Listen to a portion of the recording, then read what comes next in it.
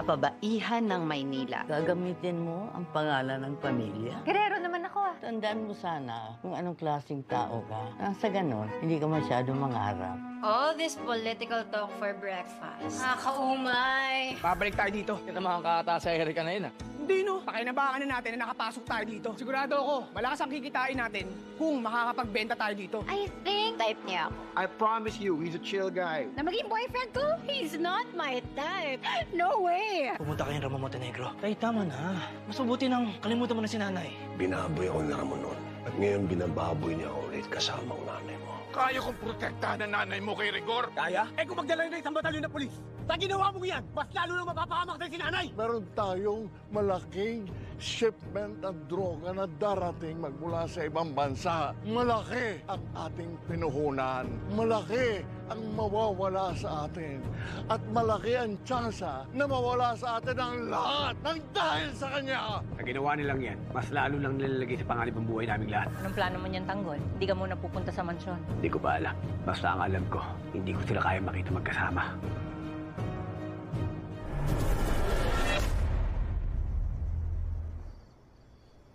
David, aminin mo nga sa akin. Nobya mo ba si Atty. Vera? Tay, hindi po. Bakit yun naman natanong? Gusto ko lang malaman kung anong balak mo sa kanya. Tinutulungan lang po ako ni Atty. Vera. Ginagamit mo na siya. Ay, nakikinabang naman siya sa akin eh. Naisip ko nga, kailangan natin pagandahan yung gera natin kay Ramon at Tanggol. Lahat ng pwede natin makuha kakampi, dapat natin tanggapin. Di ba, Tay? Labas ka dito, David. Hindi mo problema to. Hindi mo laban to. Anak kita. Hindi ko sasangkalan ang buhay mo.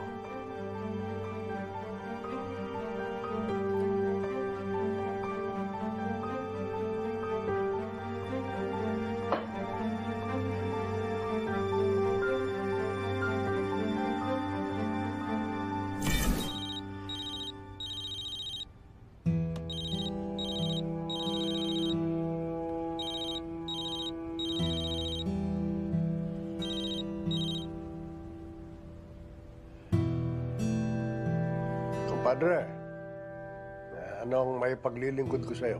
Compadre, meron akong mga shipment na darating bukas. Mga produktong inangkat namin magmula sa East Asia. Sana naman malinis at madulas ang pagpasok nito sa Piera. Kaya mo, Padre. Sige, ayusin ko ng maganda yan. Ako nang bahala. At bilang paghingi ko ng dispensa sa'yo sa inasal ng anak ko ako mismo, si Roberto at si Miguelito. Kami ang pupunta sa pera. Ayusin namin kung magkakaroon man ng aberya yung mga items na ipapasok mo. Very good. Very good. Salamat, compadre. Talagang maaasahan ka. Adios. Sige.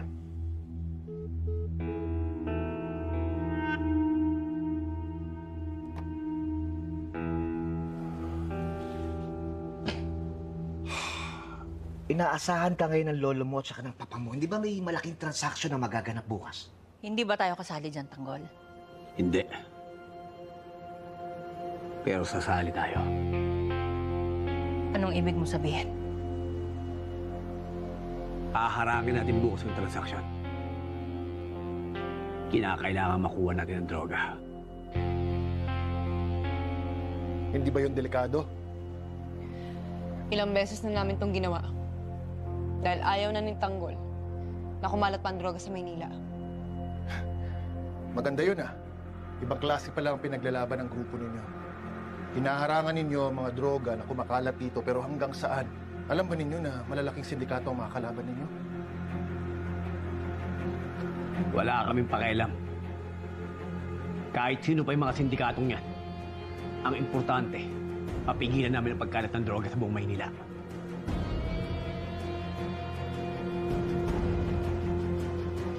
Sige, Tanggol, ikaw ang bahala. Pero kailangan yatang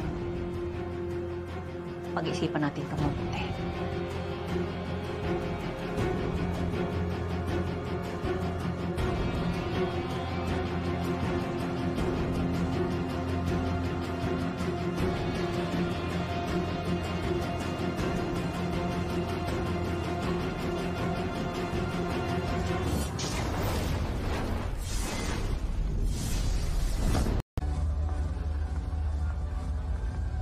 Hi, Santino. Hi, boys. Wala pa kayong drinks? Waiter, dalawang ang bucket for them on my tab. Nakabawi na ako sa'yo, ha? Hindi naman kailangan. Sus, ko naman, don't be shy. It's the least that I can do for you. By the way, I like your outfit. Ganito naman lagi suot ko eh. Ikaw, do you like my outfit? Mahal to. Ako lang meron nito. Do you like my bling? Uy, sumagot ka. Tama mo na yan. Sakto lang. Ayos naman. Sige na, pamati ka na doon. May asasuyin pa kami.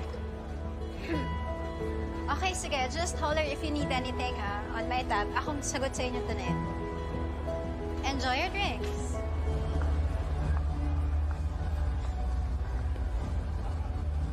Ito naman yan, Santino. Machopi ka na naman ba? Dapat binola mo. Dagdag pogi points din yun. Nga naman, Santino. Alam mo kung bumabawi naman sa'yo yung tao. Uy, sayang naman yung oportunidad. Nandito tayo para magtrabaho. Hindi para makapagmabutihan sa masungit na yan.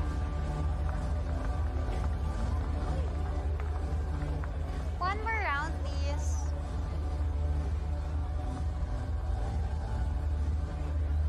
Thanks.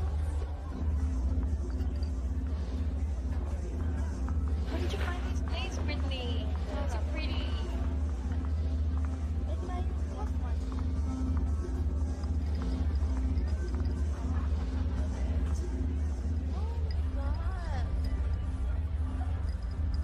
Erika, pinagmamayabang mo ba yung damit mo? Ikaw parehas ka naman pala. Aron, sino? Tignan mo, yung bling-bling niya. Look at that. What the heck? One of us is going home tonight, and that's her. No one shines in this club but me. Let's go. Pupunta ko. Ang gano'n na naman to. Excuse me. I think you're lost. I think I'm in the right place. Oh. Nice outfit. You should consider changing it. And I think you should consider leaving. Bakit? Do you own this club? Yeah. Yeah, right. Please. I don't have time for this. Let's go. Don't you dare turn your back on me. Tino, hindi naman ba kung pagkakagulo ko? Mamaya wala pa yung mga tao rito, mabawasan pa yung mga bayan natin. Hindi mo ba ako kilala? Sino ka ba? I am the mayor's daughter, and this is my territory. So, I am the daughter of Governor Paredes. Technically, I am more powerful than you, which makes you a nobody. My mom!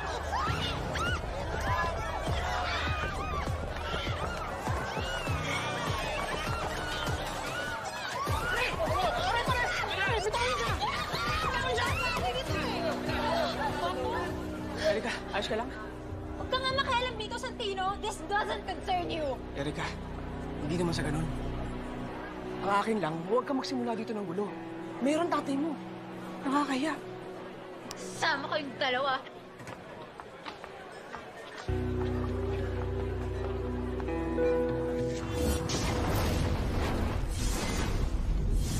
angkop sa mga bata. Erika! Erika, sandali! Leave me alone! Ano ba? Doon ka na sa copycat na yon. Total, you're on her side, di ba? Erika, hindi naman sa ganun. Umiiwas lang talaga ako sa gulo. Pasensya ka na. Hindi ko naman alam na pag-aawayan niyo yung ganun kababaw na problema eh. Damit lang yun. Bakit? Mukha ba mababaw yon, ha? Hindi mababaw para sa akin yun, Santino! At huwag mong isipin na nakipag-away ako dahil lang sa pang-aasar mo. I did that for me! This is the only place where I feel unique and important! Dito ako napapansin ng lahat! And I won't let anyone take that away from me! Not even that copycat! Kasi ayoko maramdaman na isa lang ako nobody, just like how I feel at home. Kaya huwag mo sabihin mababaw kasi you don't know anything about me.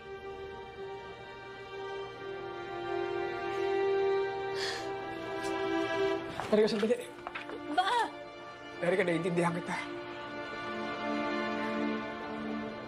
Dahil alam ko rin ang pakiramdam na hindi pinapansin. Na kahit anong gawin mo, wala ka pa ring halaga sa mga tao nasa paligid mo. Pero hindi ako nagpa-apekto dun. At tinaguyod ko ang sarili ko. Dahil alam ko, mahalaga ako. Kaya sana ikaw din, malaman mo rin mahalaga ka. Lalo sa ibang tao.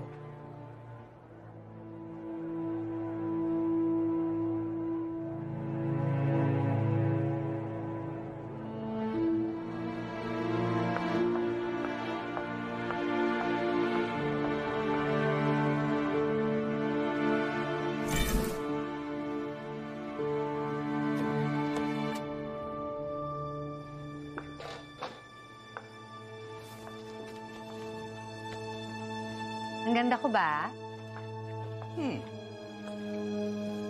Well, ngayon tatakbo ka na, Jackie. Siguro naman hindi ka gagawa ng mga bagay na ikasisira ng pamilya. Ang advance mo rin mag-isip, no? Advance pero mali. Siyempre hindi ko sisirain ang pamilyang Guerrero. Aba, sumasagot ka na. Hindi ka pa nga nanalo. Ang yabang mo na. Tandaan mo ito, Jackie. Pwede mong maulol ang mga tao. Pero hindi ako at ang pamilya ko.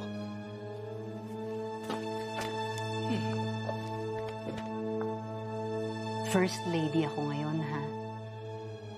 At magiging first lady pa rin kapag umupo na si Miguelito. Tapos magko-congresswoman pa ako. Hindi ko kailangan mang-uto. Dahil kaya kong makuha kahit anong gusto ko.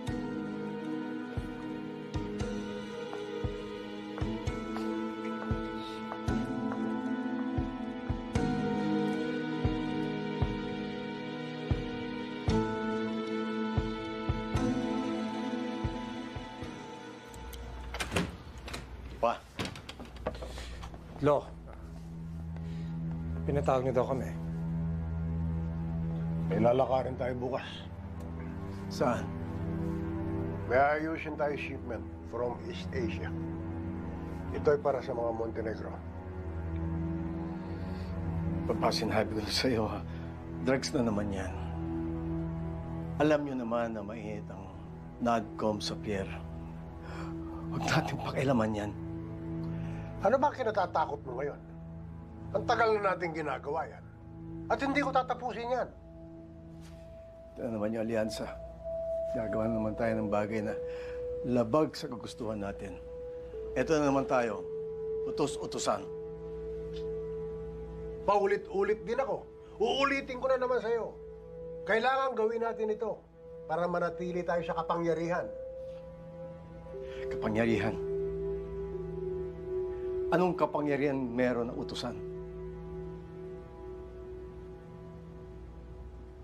Ano pa ba? Kung ayaw niyong pumunta, ako na lang. Ipinangako ko na ito kay Julio. Tapos ang usapan.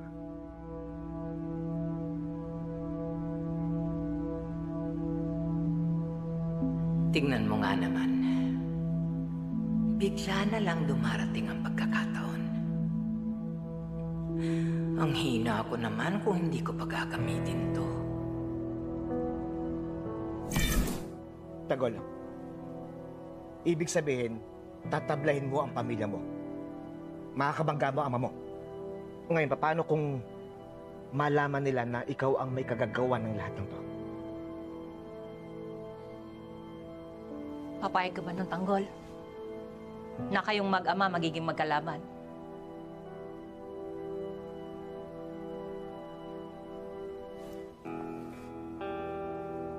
Naglaban na kami dati. At di na ako natatakot pa na mangyari ulit yan.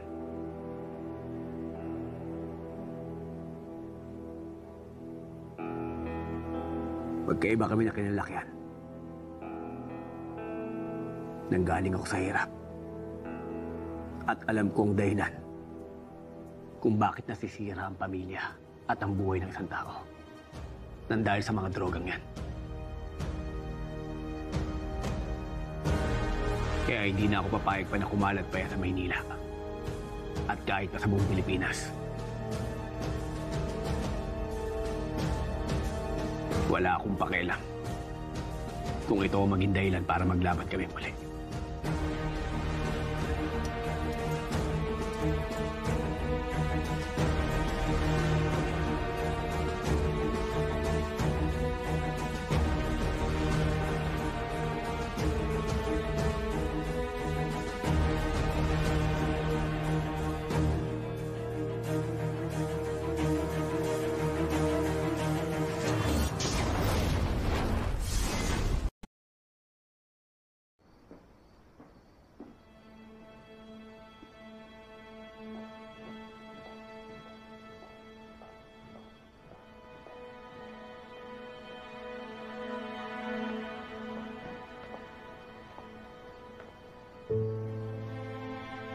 May paparating na shipment ng droga para sa mga Montenegro. Pupunta din dun sila Roberto. Kasama ba si Miguelito? Yes. Kailangan gumawa tayo ng paraan para masira si Miguelito sa mata ng mga botante. Meron tayong contact sa NADCOM, di ba? Meron, Mayora. Timbrehan mo na. Pagpasama na rin ng mga media. Hindi magtatagal, ako na lang ang kaisa-isang matitirang matinong gerero. Ako na ang magiging alkalde ng Maynila.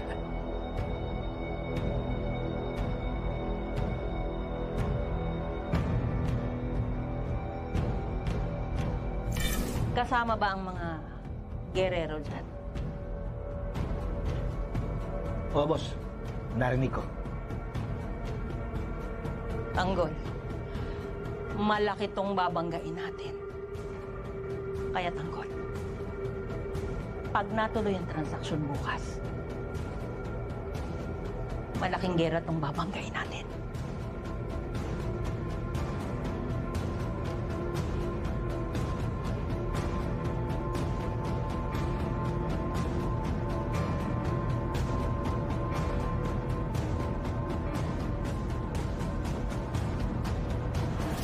Dino, kakausap mo ba nanay mo? Hindi po, tay. Magkapakasasa na siya sa yaman ng mga Montenegro. Pero tayo ang pamilya niya. Sino mo at Tanggol ang pinili niya? Para sa kanya, basura na lang tayo. Marites, kung hindi man kita mabawi, hindi ko hahayaang mapunta ka sa iba.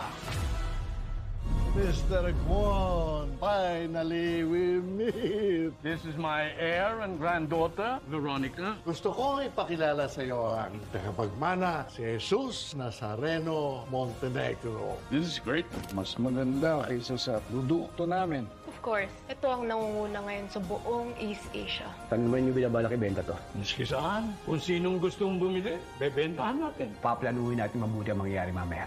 Aralin nyo ang lahat ng mga dadaanan nyo, lalo na ang lugar ng transaksyon. Kinakailangan matuloy ito para mapigilan natin ang droga. FP